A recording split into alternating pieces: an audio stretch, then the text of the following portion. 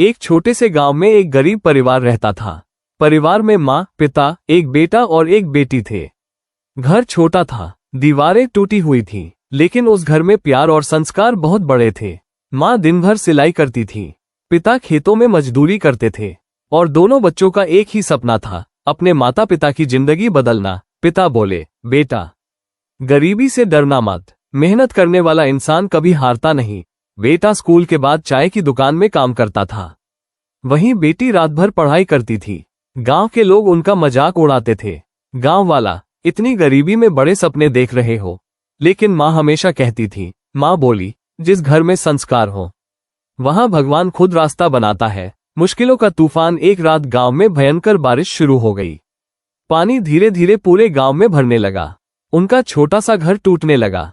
बेटी डरते हुए, माँ, हमारा घर गिर जाएगा। तभी पिता ने बाहर देखा, एक बूढ़ी दादी पानी में फंसी हुई थी। पिता तुरंत बोले, पहले उनकी जान बचानी होगी।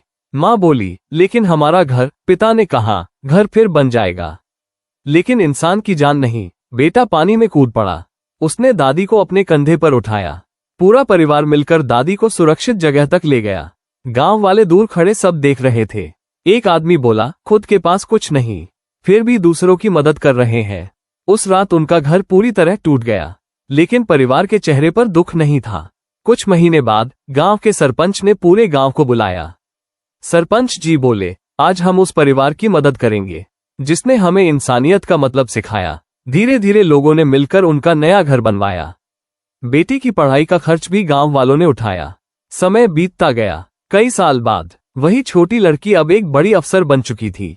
पूरा गांव तालियां बजा रहा था।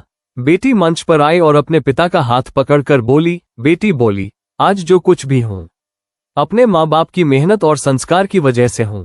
पिता की आंखों में आंसू आ गए। पिता बोले, गरीबी इंसान की पहचान नहीं होती, उसकी मेहनत और सोच ही असली पहचान होती है। जिस परिवार के पास संस्कार और मेहनत हो, उसे गरीब नहीं कहा जाता।